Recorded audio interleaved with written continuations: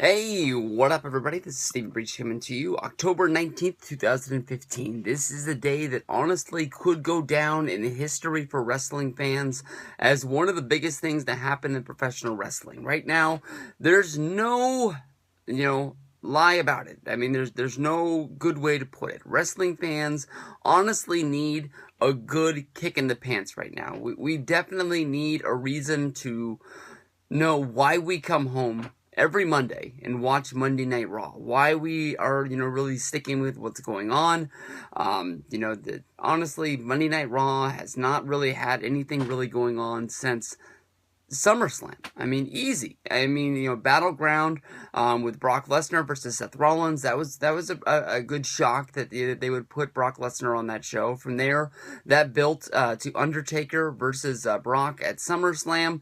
But when you're looking at that, you can definitely tell that there is a lot of build for guys that don't work a full schedule for, WWE. These guys aren't doing house shows other than the Mexico shows that Undertaker did. There's nothing really cooking. Seth Rollins is a guy right now that honestly can't win a match. And honestly, I wish, we were talking about The New Day or Seth Rollins or, Wade Barrett, Kevin Owens, guys that are on the roster, guys that are working house shows, guys that really do deserve it. And not the legends. But honestly, for those big moments that that you're always going to remember, you hold on to things from your childhood and things that brought you to the dance that made you a wrestling fan today. And something like that is, the return of Stone Cold Steve Austin. Stone Cold Steve Austin wrestled his last match at Wrestlemania 19. He hung around in WWE for a little while doing the general manager, sheriff gimmick, with him and Eric Bischoff, which was like oil and water. Even though they were working together, they were working apart, trying to one-up each other and get the better of each other, and things like that. But we've been looking for Stone Cold Steve Austin to give a little, kick in the pants at WWE for a good long time. When WrestleMania 32 was first being put on the books as a rumor for Dallas, when WrestleMania 32 was officially announced for Dallas, the first stories that were coming out and the first rumors was the return of Stone Cold Steve Austin to wrestle at WrestleMania, to give us that one more match. And almost all of those matches, and all of those rumors, they were always pointing to Stone Cold Steve Austin against Brock Lesnar. Stone Cold has always said that, he needs 6 months training. He needs to come back and fight a really good over heel. Him coming in and wrestling against somebody doesn't really have a whole lot of heat. It's not going to make a lot of sense. It's not going to make a lot of money. It's not going to draw a lot of interest. Now, Brock Lesnar is about the biggest heel in the history of professional wrestling right now. This guy, even though he's treated as a babyface, because so many guys want to love this guy, if you mention the fact that this is the guy who beat the Undertaker streak at WrestleMania 30, it will always generate a boo. I don't know if that's because people are more connected to the Undertaker because he's been around longer, if people are bigger Undertaker fans, if people just never wanted that streak to end, and for, Undertaker to wrestle until the point where he retired and then just sort of wither away and not appear on one WrestleMania randomly, and that was the end of his character and his gimmick. Undertaker was a guy that showed up to WrestleMania, year after year, and, always had doubters that, he doesn't wrestle a full schedule anymore. He hasn't wrestled since last year. Is this guy going to be in shape? And continually turned in the match of the night on the biggest stage of them all, Mania after Mania. From basically the Edge match to the Batista match, the two Stone Cold Steve Austin, the two Shawn Michaels matches, the two Triple H matches. These matches were awesome, and I didn't mean to leave out the CM Punk match. That was a great match as well. But, it all comes down to this. I mean, basically, anybody who wants to hold on to this rumor, even though Stone Cold Steve Austin has gone on Twitter and basically said, I ain't fucking wrestling at WrestleMania 32, there's still people who really do believe that this match is going to happen. Stone Cold Steve Austin is going to be having Brock Lesnar on his podcast tonight. A lot of people still believe that this is, podcast to build up to something, to start the feud for WrestleMania 32. Maybe Austin and Brock get into it. Maybe they go chest to chest. Maybe Brock just stands up and just beats the piss out of Austin for, sort of taking it to Paul Heyman and saying the things that he said about him on the Paul Heyman episode of the Stone Cold Steve Austin podcast. That was weird. I mean, they definitely had to have somebody for the podcast, for the television version. But, Heyman is a guy who's been on the Stone Cold Steve Austin podcast easily at least 3, 4, maybe even 5 times. Of course, if you go back to that SummerSlam weekend, Austin went to Heyman's house. They filmed a podcast. Austin got back to the house. He ended up not liking it. Going back the next day, recording a new episode with Heyman, and then they ended up releasing the Heyman Lost podcast, I guess you can say, as the Christmas episode, so Austin could have a week off. And a lot of people like me thought that first interview was better, but now to bring him back and try and treat him like we haven't heard him on the podcast. There's a lot of people who don't listen to the Stone Cold Steve Austin podcast. There's a lot of people who don't do podcasts. They don't have an iPod. They don't know how to do it. No, this, that, or the other.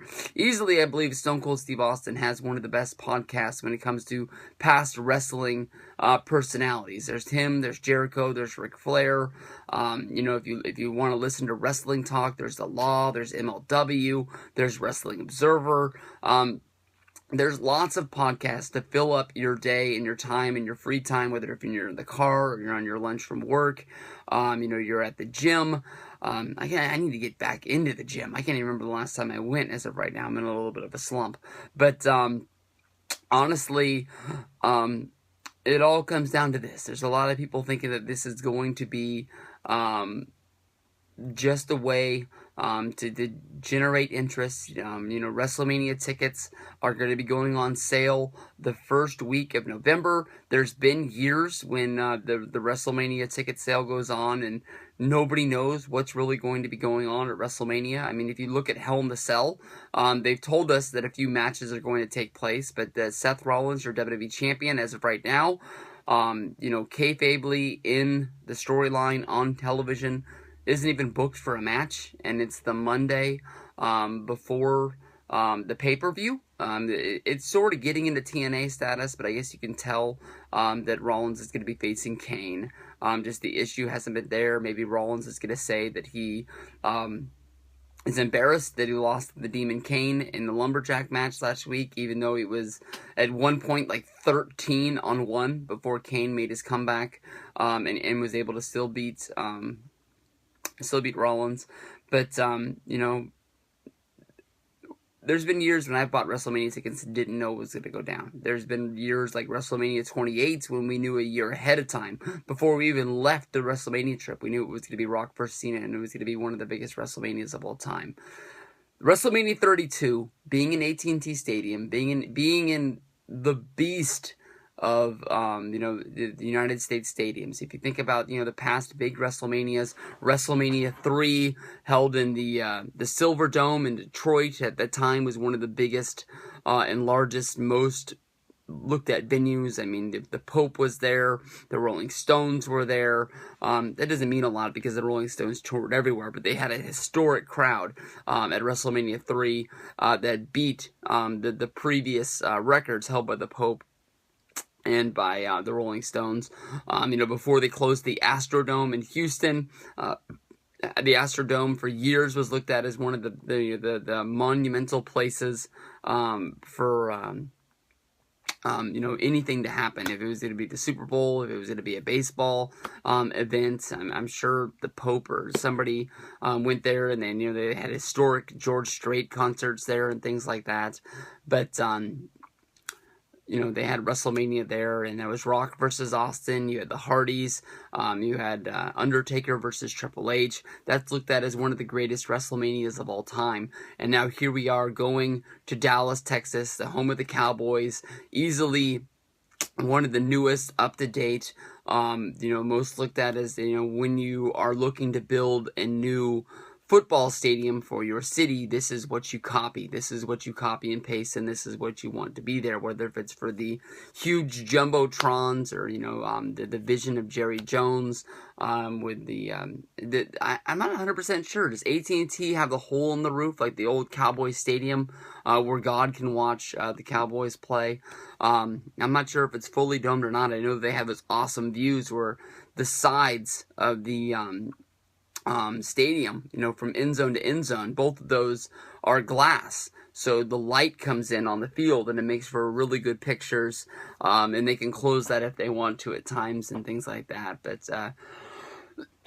the Austin podcast is going to be a big deal. And I mean, when this is over, we're going to know if Austin's going to fight at WrestleMania. This is just a normal interview. And then maybe Austin comes back Royal Rumble time and then he wants to do this. I mean, they need to light a fire under WWE to start, really moving some tickets for WrestleMania. I know that the travel packages sold faster than I thought they were going to, but Texas Death Match, Stone Cold Steve Austin versus Brock Lesnar. I'm all in. This is going to be big. This is what I'm looking forward to, and we've been looking for this for a while. I mean, if you think about the history of time, Stone Cold Steve Austin walking out on WWE when we were supposed to see this match on Monday Night Raw in 2002. Honestly, maybe it wasn't a great idea for Austin to walk out, but definitely that was a match that I'm on Austin's side. Would have made money if it would have been built up to as a pay-per-view, even if it was Austin having to compete in the King of the Ring, which doesn't make a lot of sense because King of the Ring is most of the time trying to build a new star, not like a veteran star, getting to the point of doing it. And it was what, propelled, Brock Lesnar into, getting to it, even if it was just that 1 month build of putting Austin in the Hell in a Cell, him winning a couple matches, then it's Brock versus Austin in the King of the Ring final. That's a good way to make some money. Brock beats Austin in the main event. Brock would then go on to fight The Rock at SummerSlam. And then if you look at the rest of 2002, you have Steve Austin happy. So Steve Austin is a part of SummerSlam. Steve Austin is a part of that, and you don't have that whole hole on Monday Night Raw of Steve Austin not being there until, Eric Bischoff goes and finds him and brings him back to Raw.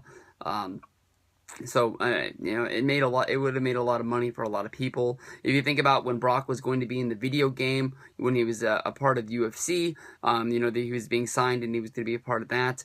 Brock said some things about 2002 in an interview, basically saying that, Austin doesn't respect him. Maybe, Brock was trying to find a way to make money. Maybe Brock was being serious, but this is something that, years later still generates heat talking about 2002. So there's a lot of avenues. Austin has said that it's one of the biggest mistakes of his life. I bet it definitely, when it comes down to it, cut the bullshit. It's just let's get down to the end of this. It's one of the biggest matches that can really light a fire in WWE. If WWE is trying to find a way to push pay-per-view sales, if WWE is trying to find a way to get network subscribers, if WWE is just trying to get people to watch Raw and get people excited again, Austin versus Brock is the match to go with, and we're going to find out tonight if we're going to be seeing it at WrestleMania 32.